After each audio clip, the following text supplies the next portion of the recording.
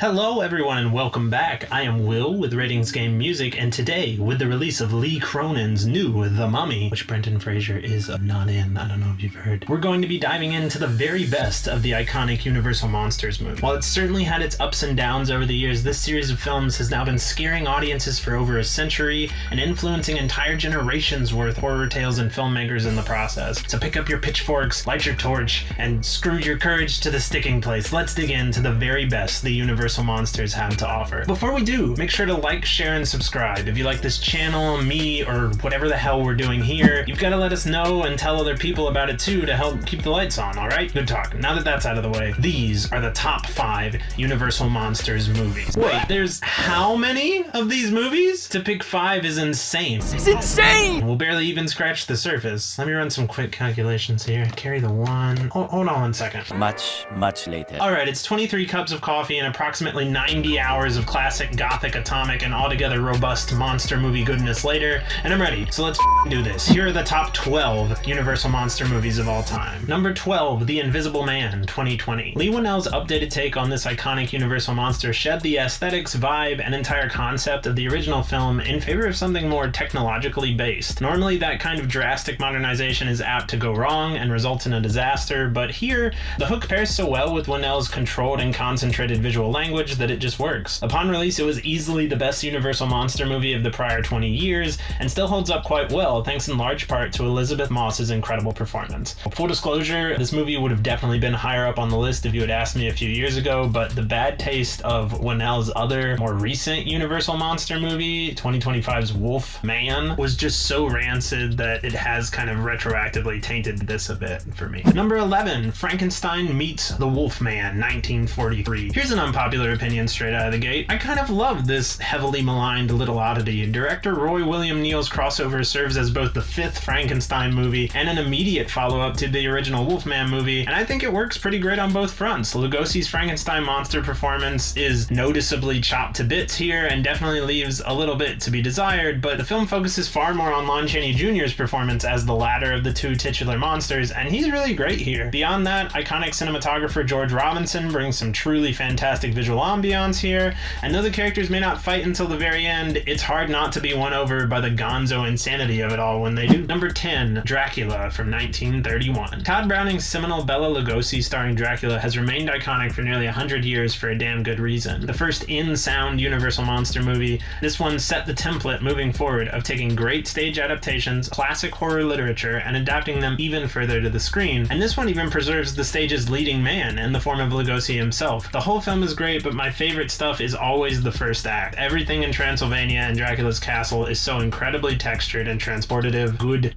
Number 9, The Invisible Man from 1933. The name James Whale is going to come up a lot over the course of this list, and for good reason. The man is one of the great directors of this era, and he imbued a fair chunk of the most iconic Universal Monster movies with their horror, potent thematic material, and subversive humor. The Invisible Man is Whale working with his biggest budget to date and going for broke, delivering one set piece after another, accentuated by some still stunning special effects work, and anchored in the incredible performance of Claude Rains. This is the lowest ranked Whale film on the list, but it is still utterly fantastic. Number 8, The Mummy, 1999. Stephen Sommers' reboot of the classic Boris Karloff starring Universal Monster movie is like if you threw the iconic Carl Frun directed film into a blender with Michael Curtiz's Captain Blood and Steven Spielberg's Raiders of the Lost Ark, added a heavy dose of paprika, and one helping of the most charismatic and chemistry-filled casts in modern blockbuster history. The result is a riotously entertaining adventure film that has a little bit of something for everybody. The horror doesn't pull any punches, the romance between Brendan Fraser and Rachel Weisz is palpable, the action is great, the definition of a fun time at the movies. Number 7, The Old Dark House, 1932. The year after the original Frankenstein, director James Whale made this Universal horror movie, which is about exactly what it seems to be about, an old dark house.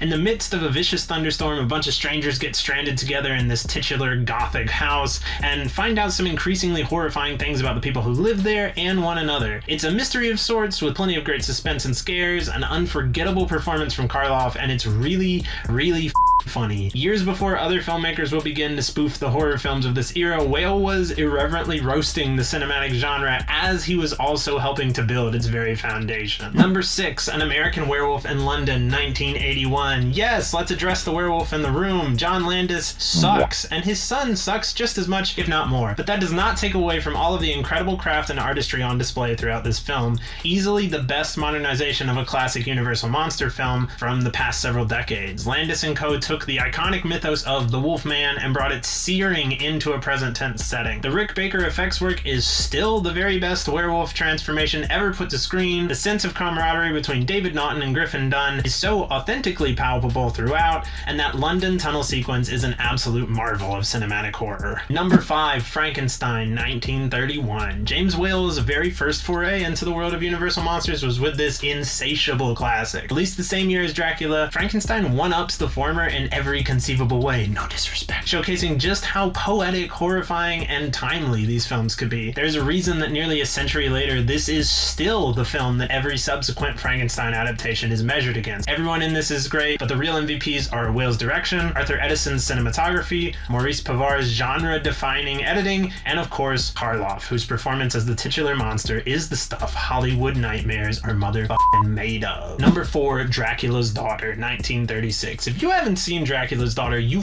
should. Following the success of The Bride of Frankenstein in 1935, the first proper sequel to a Universal monster movie, Universal decided to see what kind of juice was in their other mainline franchises for future installments. This resulted in director Lambert Hillier's Dracula's Daughter, releasing just a year later. Lugosi doesn't return, with Dracula well and truly dead after the first film. Instead, Gloria Holden holds things down as Countess Maria Zaleska, Dracula's daughter, if you will. She is fantastic, the story is so great and dripping with metatextual thematic intent, and Hillier's direction pairs with George Robinson's cinematography to create one of the most dynamic and best looking Universal monster movies flat out. Also, it brings things fully back around and has one of the most satisfying endings imaginable by setting its climactic third act back in the Transylvania and castle sets from the opening of the first film. Stellar stuff, gold stars to all involved, a 5-star picture in my eyes. Number 3, The Creature from the Black Lagoon, 1954. By the 1950s, the Universal monster films were mutating and evolving in some pretty surprising ways.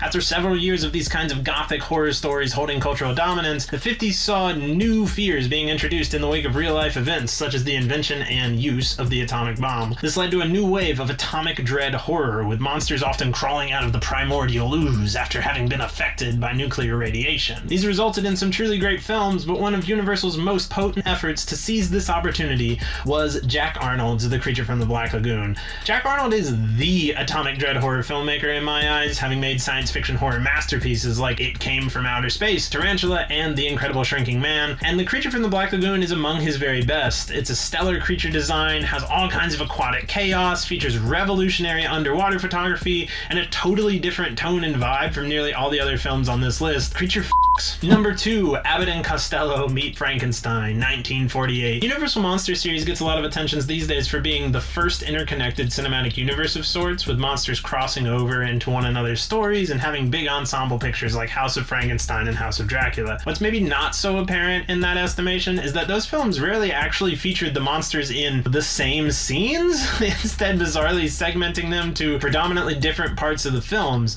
But then you see Charles Barton's Abbott and Costello Meet Frankenstein, and you realize that this is what movie heaven is made of. The film features characters like Frankenstein's monster, the Wolfman, played again by Lon Chaney Jr., and Dracula, with Lugosi returning to play him for the first time since 1931, all of whom cross over with the comedic insanity of Bud Abbott and Lou Costello. It's a film that mines suspense and shock for both horror and humor in the most brilliant of ways, and straight up features the best Monster Mash finale ever put to film. Insane shit.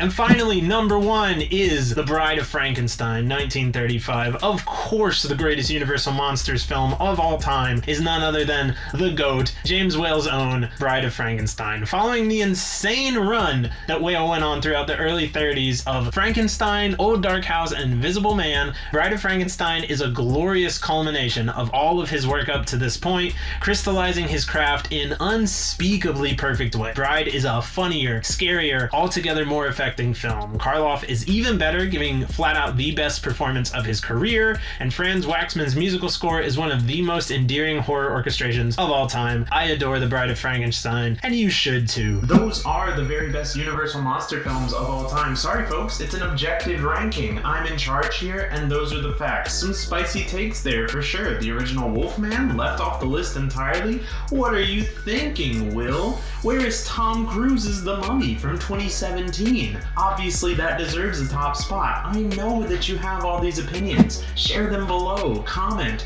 Let me know what you think. Let me know what you think of Lee Cronin's The Mummy. Is it the best one since The Invisible Man 2020? Or is it not even as good as Hugh Jackman's Van Helsing movie? Let me know. Comment below. Thank you so much for listening and watching, everybody. Make sure to like, share, and subscribe. Tell all your friends. Have a wonderful one. We're halfway to Halloween and the Monster Mash is just getting started.